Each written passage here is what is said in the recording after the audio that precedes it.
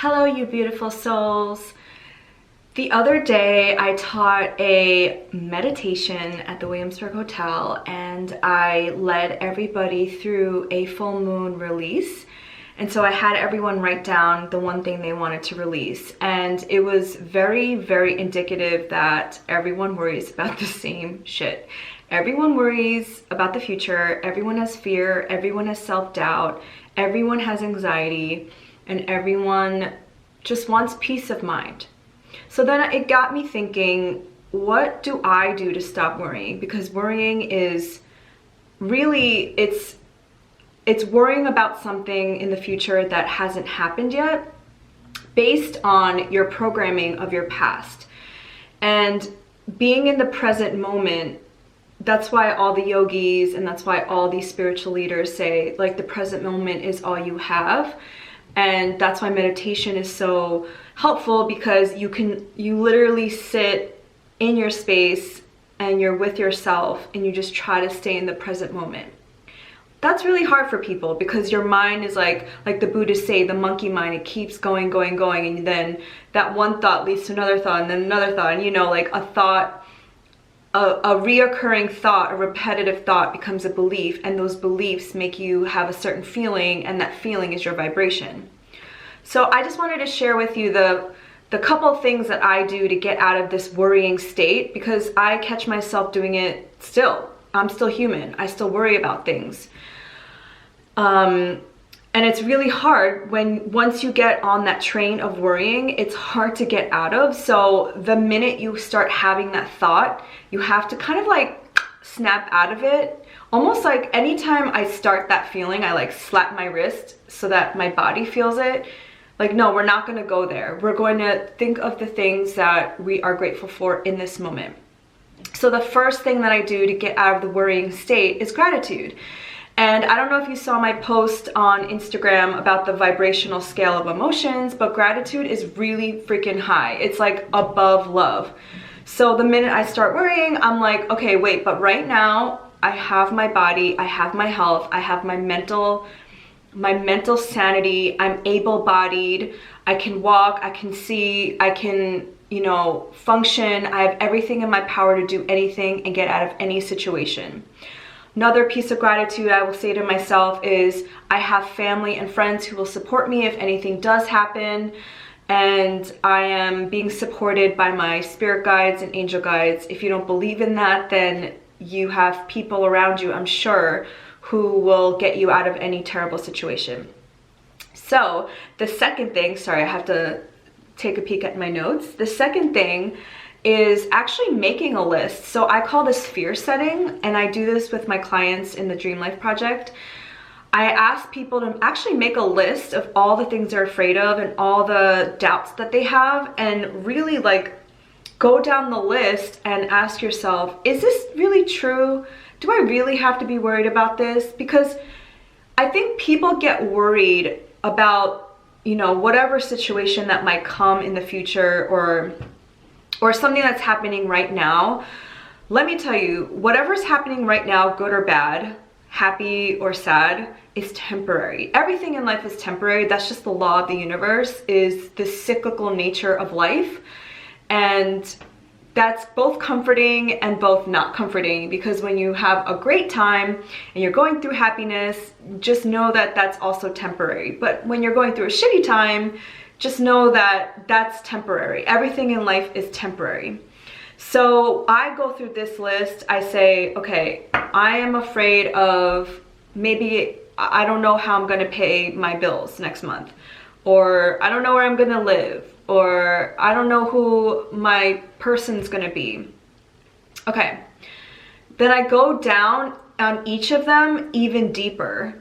The person that I'm going to be with, do I really have to worry about that? Is it something, what can I actually do? Like, what action steps can I take to kind of alleviate that? Well, I can go on dates. I can start putting myself out there. I can start, being more open to other experiences to get me into those situations where I will meet somebody. Another example that I gave was, how to pay my bills. Okay, is this something that I really need to be afraid of?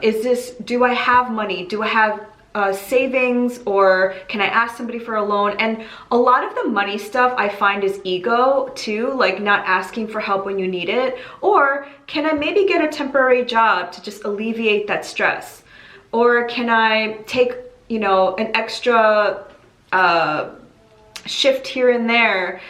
I find that action steps alleviates a lot of worry and anxiety and doubt, because when you're actually in motion of doing something, you're telling your body, you're telling your subconscious mind, we're actually doing something about this.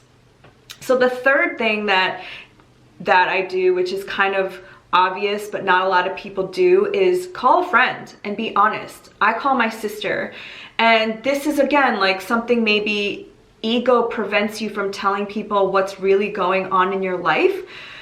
Like when I was going through financial stress last year, I actually didn't tell anybody, but I eventually told my mom and my sister, and I said, I don't know how I'm going to pay my bills and I need help. And that was definitely suppressing my ego to say, you know, I don't have my shit together. I don't really know what I'm doing. So, but also you don't have to be that honest if you don't want to. You could just call a friend just to talk about like anything random.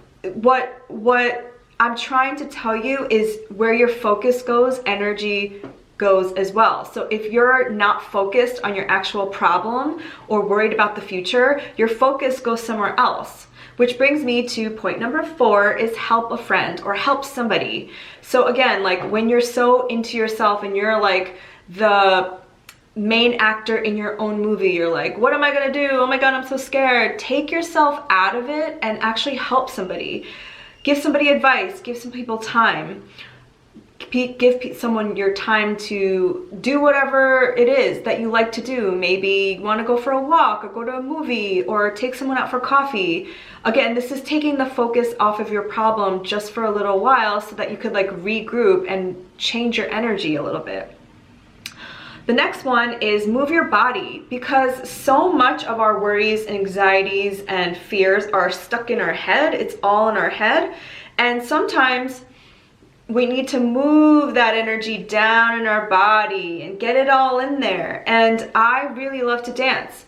When I start getting scared or when I start doubting myself, I stop what I'm doing, I get off the computer, I get off my phone, I put on a really nice, funny song, and I start dancing, I start shaking my ass, because the minute that starts happening, the endorphins, all the good feeling hormones start releasing, and all the shit that I was just thinking about kind of just go away.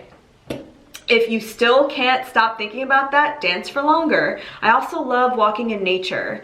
I just love the slowness of it. And also when you look at nature and you observe, just being an observer and sitting in silence, you notice that everything in nature kind of just happens. Like the trees aren't like, why the fuck are you shedding your leaves? That's weird. Or, you know, like the squirrels aren't like, get more nuts. It's winter time. It's almost winter time here in New York. That's why I'm giving these analogies.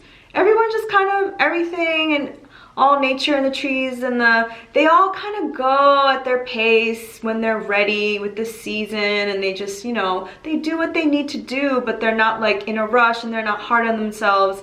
So I just love looking at nature and just being still in that moment. Again, like being in the present moment and realizing like that gratitude that you really do have everything in your power to change your entire situation, because it's all about your vibration. Again, gratitude is the highest level of vibration. So when you can get there, you'll start moving out of the low vibrational thoughts like worrying and anger and anxiety.